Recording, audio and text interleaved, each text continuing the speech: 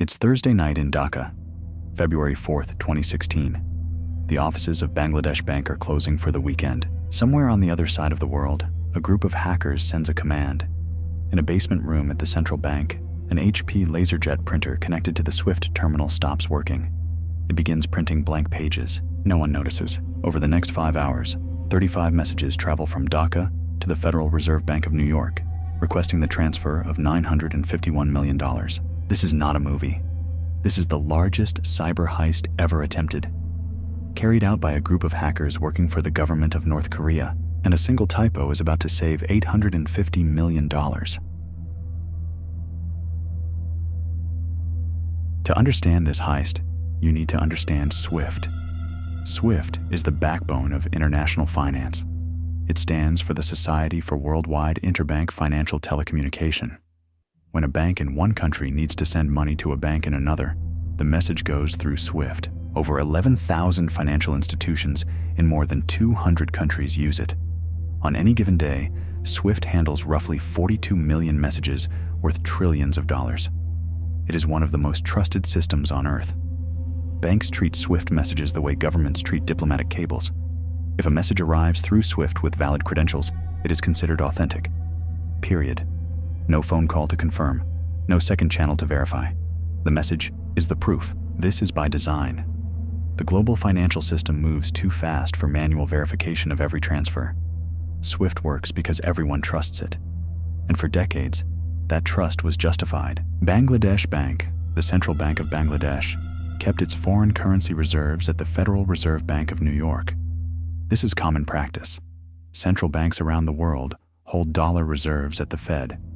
Bangladesh had roughly $12 billion in that account. The SWIFT terminal at Bangladesh Bank sat in a small room with 4 computers and 4 servers. There was no firewall, no network segmentation, no intrusion detection system. The system was connected to the open internet through a $10 network switch purchased from a local electronics shop. The bank had been warned. Governor Atir Rahman had identified cybersecurity weaknesses and hired a U.S. security firm called World Informatics to conduct an assessment. But bureaucratic delays meant the improvements were never implemented. In January 2015, 1 year before the heist, someone at Bangladesh Bank opened an email attachment. It was a zip file attached to what looked like a job application. Inside was a malicious executable. The employee who opened it had no idea they had just given a foreign government access to their country's financial reserves. It was a door, and it would stay open for 12 months. The attackers were patient. For 12 months, they moved quietly through Bangladesh Bank's network. They mapped the internal systems. They studied how operators used the SWIFT terminals. They watched the format of legitimate transfer orders, noting which correspondent banks were used, what amounts were typical, how messages were structured. They installed keystroke loggers and captured operator credentials. They learned everything. These were not freelancers. These were not teenagers in a basement. These were members of the Lazarus group, a hacking unit controlled by North Korea's Reconnaissance General Bureau, the country's primary military intelligence agency. North Korea maintains an estimated 6,000 cyber operatives spread across multiple units. Within Lazarus, a subgroup called Blunerov had been created for one specific purpose: to steal money for the regime. International sanctions had strangled North Korea's economy.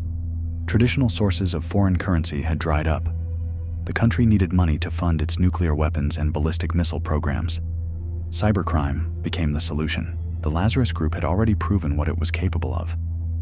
In November 2014, they destroyed Sony Pictures' entire network in retaliation for The Interview, a comedy film about assassinating Kim Jong-un. They wiped servers, leaked unreleased films, published private emails, and threatened movie theaters across the United States. The FBI attributed the attack publicly. It was the first time a nation-state had been called out for a destructive cyber attack against a private company. Now, they turned their skills toward banks. Before Bangladesh, they had already attempted heists in Vietnam and Ecuador. Vietnam's Tien Phong Bank caught a fraudulent SWIFT transfer of $1 million before it cleared. Ecuador's Banco del Austro was not as lucky. $12 million disappeared. But those were test runs, proof of concept. Bangladesh was the main event. The hackers deployed 3 categories of malware into Bangladesh Bank's systems. First, a backdoor for persistent access, ensuring they could return even if discovered. Second, an encrypted data exfiltration channel to silently pull information out of the network. Third, and most important, a custom-built program called evtdiag.exe. This was the crown jewel. evtdiag.exe was designed to operate inside the Swift Alliance Access software, which runs on an Oracle database. It could intercept Swift messages, alter database records to hide fraudulent transfers, manipulate account balance displays, and suppress confirmation printouts. It could even modify the integrity checks that Swift uses to verify that messages have not been tampered with. BAE Systems researchers who later analyzed it said the malware was specifically customized for Bangladesh Bank's environment. Every database query, every file path, every process name had been tailored. This was not off the shelf. This was bespoke. But the hackers needed one more thing: timing. They chose February 4th, a Thursday evening in Bangladesh. Friday and Saturday were the Bangladeshi weekend. The bank offices would be empty. No one monitoring the terminals. Meanwhile, Friday was a normal business day in New York. The Federal Reserve would process Swift transfers as usual. And Monday, February 8th, was Chinese New Year. Banks in the Philippines would be closed, delaying any stop payment requests. 3 countries, 3 time zones, a 72-hour window where no one would be watching. The accounts where the money would land had been set up 9 months earlier, in May 2015. 4 accounts at the Jupiter Street branch of Rizal Commercial Banking Corporation in Makati City, Philippines, all opened under fictitious identities, each with a $500 deposit. Then they sat dormant for 9 months, waiting. Thursday, February 4th, 8:36 p.m., Bangladesh time, 9:36 a.m. in New York. The Bangladesh bank offices are dark. The weekend has begun. 12,000 kilometers away, the Federal Reserve Bank of New York is opening for business. The hackers activate their malware and begin sending Swift messages from Bangladesh Bank's terminal to the New York Fed. Each message is a transfer order, requesting that funds from Bangladesh Bank's reserve account be wired to accounts in the Philippines and Sri Lanka. 35 messages go out in under 2 hours. Total requested, $951 million, nearly $1 billion, almost the entirety of Bangladesh's foreign reserves. The first thing the malware does is disable the printer. Every Swift transaction generates a confirmation that automatically prints on the HP LaserJet in the terminal room. This printer is the bank's primary audit trail. Every morning, staff review the printouts to verify the previous day's transactions. If those confirmations print, someone might notice the fraudulent orders, so the malware intercepts the print jobs and sends blank pages instead. At the Federal Reserve, the messages arrive looking perfectly legitimate. Valid credentials, proper formatting, standard Swift protocol. There is no reason for a human to question them. But the Fed's automated compliance system flags 30 of the 35 orders for manual review. Something in the routing details triggers a sanctions screening alert. The word Jupiter appears in the RCBC branch address. Jupiter is also the name of an Iranian oil tanker and shipping company under US sanctions. A coincidence? A street name in a suburb of Manila, happening to match a sanctioned vessel. $850 million, frozen by an algorithm that was never designed to catch bank heists. 5 orders get through. 4 transfers totaling $81 million are routed through correspondent banks at Wells Fargo, Bank of New York Mellon, and Citibank, and land at RCBC in the Philippines. 1 transfer of $20 million is routed to the Shalika Foundation in Sri Lanka, passing through Deutsche Bank as an intermediary. At Deutsche Bank, a compliance employee reviews the Sri Lanka transfer details. The beneficiary is listed as Shalika Foundation, not Foundation. Foundation, 1 letter. The O and the U missing from Foundation. The employee flags it. Deutsche Bank contacts Bangladesh Bank for clarification. The $20 million is blocked, a typo. In a transfer order crafted by some of the most sophisticated hackers on Earth, backed by a nation-state's resources, someone misspelled Foundation. $20 million saved by 2 missing letters. But $81 million has already arrived in Manila. Friday, February 5th. Morning in Dhaka. A bank director named Zubair arrives at the office for a routine check. He walks into the Swift terminal room and finds the printer is not working. It's printing blank pages. He tries restarting it. Nothing changes. He assumes it's a routine technical glitch. These things happen. He plans to deal with it after the weekend. Here is the irony. The malware was designed to suppress the printed confirmations, either by doctoring them or by intercepting the print jobs entirely. Instead, it crashed the printer. If the malware had worked perfectly, if it had printed normal-looking confirmations, the heist might not have been discovered for days or weeks. The imperfection is what gave it away. The hackers log out and begin deleting their tracks. Saturday, February 6th, Bangladesh bank staff managed to get the printer working again.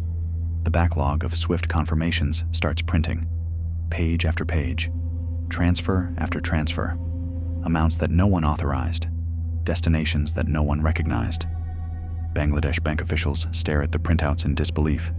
$81 million has left the building. They immediately try to contact the Federal Reserve, but it's the weekend in New York. They send urgent Swift messages to RCBC in Manila, demanding a stop payment, a fund freeze, and a full refund. Sunday, February 7th. Bangladesh bank officials are in crisis mode. They send more urgent messages. They try every channel they can find. Monday, February 8th. Chinese New Year. Philippine banks are closed. RCBC does not read the stop payment message until Tuesday. In the meantime, the money is already moving. At RCBC's Jupiter Street branch in Makati City, branch manager Maya Santos de Guito oversees the 4 fictitious accounts. The $81 million arrived on Friday. Between February 5th and February 13th, approximately $58 million is withdrawn from those accounts and handed to a foreign exchange broker called Philrem Service Corporation, which converts the dollars to Philippine pesos in cash. By the time RCBC finally reads Bangladesh Bank's stop payment order on February 9th, most of the money is gone. The timing exploit worked exactly as planned. The pesos flow into 2 of Manila's largest casinos. Roughly $30 million goes to Solaire Resort and Casino in Entertainment City, a glittering complex of luxury hotels and gaming floors on Manila Bay. Another $21 million goes to Midas Hotel and Casino, operated by a Chinese-Filipino junket operator named Kim Wong. Inside the casinos, the laundering method is elegant in its simplicity. The money is exchanged for casino chips at private VIP junket rooms. The chips are used to play baccarat, a card game that statistically returns roughly 90% of wagered amounts. After a few hours of play, the chips are cashed back out. The stolen money becomes casino winnings. Clean, untraceable, legitimate income as far as any financial record is concerned. There is a critical detail here. In February 2016, Philippine anti-money laundering laws explicitly did not cover casinos. This was a known regulatory gap that the gaming industry had lobbied to maintain. The hackers appear to have chosen the Philippines specifically because of it. They did not just hack a bank. They exploited an entire country's legal framework. From the casinos, the money passes to Chinese junket operators. 2 men are later named during the Philippine Senate investigation: Gao Shuhua from Beijing and Ding Jize from Macau. One reportedly receives $30 million and disappears. The funds move through Macau and into mainland China. The trail goes cold. The Philippine Senate launches an investigation in March 2016. Senator Teofisto Guingona III chairs the Blue Ribbon Committee hearings. The testimony paints a picture of willful blindness at every level. Kim Wong, the junket operator, voluntarily returns $4.6 million and 450 million pesos in cash. He cooperates fully and testifies that he did not know the money came from illegal sources. He is never charged.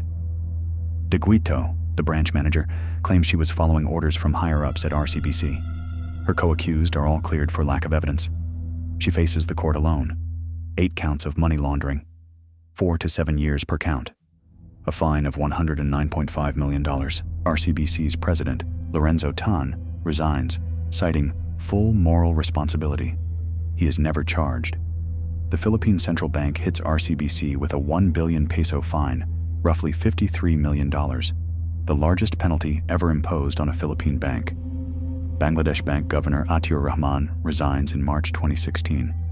He tells reporters he had identified the cybersecurity weaknesses, hired a firm to fix them, but the bureaucracy moved too slowly. The printer, the $10 network switch, the missing firewall, the email attachment opened by a single employee.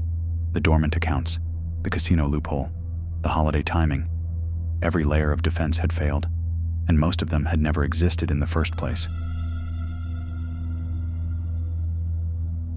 The forensics told a familiar story. Mandiant, BAE Systems, and Symantec all analyzed the malware independently. They found code overlaps with the 2014 Sony Pictures attack. A wiper tool called MSOOT.exe, used to destroy evidence after the Bangladesh heist, was nearly identical to software used in the Sony hack 2 years earlier. The same coding techniques, the same operational patterns, the same infrastructure. Everything pointed to one group: Lazarus. In September 2018, the U.S. Department of Justice unsealed a criminal complaint against Park Jin-hyok, a North Korean computer programmer. Park had spent years working for a government front company called Chosun Expo Joint Venture, based in Dalian, China. On paper, Chosun Expo built websites and apps for foreign clients. In reality, it provided cover for North Korean cyber operations. The charges connected Park to the Sony hack, the Bangladesh bank heist, and the WannaCry ransomware attack of May 2017, which crippled hospitals, factories, and government systems across 150 countries. His FBI wanted poster is still active. He has never been arrested. In February 2021, 2 more North Korean hackers were added to the indictment: Chang Hyok, age 31, and Kim Il, age 27. The expanded charges covered $1.3 billion in theft and extortion across multiple countries and operations. All 3 remain at large. They are believed to be in North Korea, beyond the reach of any extradition treaty. The Bangladesh bank heist was not an isolated event. It was one operation in a systematic campaign. After Bangladesh, Lazarus hit Far Eastern International Bank in Taiwan, attempting to steal $60 million. They targeted Bancomext in Mexico for $110 million. They stole $10 million from Banco de Chile and $13.5 million from India's Cosmos Bank. Each time, the same playbook: compromise a bank's SWIFT terminal, send fraudulent transfers, launder through local financial systems. After Bangladesh, SWIFT implemented mandatory security controls across its entire network. Banks worldwide upgraded their terminal security, added firewalls, and segmented their networks. The Philippine government amended its anti-money laundering laws to finally include casinos. The $81 million was eventually recovered in full, but it took 9 years of international legal battles. The recovery was announced in 2025 after a joint effort between Bangladesh's Ministry of Finance and the Criminal Investigation Department. The Lazarus Group did not stop after Bangladesh. They adapted. They moved from banks to cryptocurrency. In 2022, they stole $620 million from the Ronin Bridge connected to Axie Infinity. In 2025, they stole $1.4 billion from Bybit, the largest cryptocurrency theft in history. A United Nations panel estimated that North Korea has generated over $2 billion through cyber attacks, money that funds its nuclear weapons and ballistic missile programs. The Bangladesh bank heist revealed something uncomfortable about the global financial system: a network built on trust, where a valid message from a verified terminal is taken at face value, where a $10 switch can connect a central bank's most sensitive system to the open internet, where a printer malfunction is dismissed as a routine glitch. The hackers spent 12 months inside Bangladesh Bank's network. They studied every transaction, every procedure, every habit. They exploited not just the technology, but the trust embedded in the system itself. $951 million, 35 messages, 1 typo. Every breach starts with trust.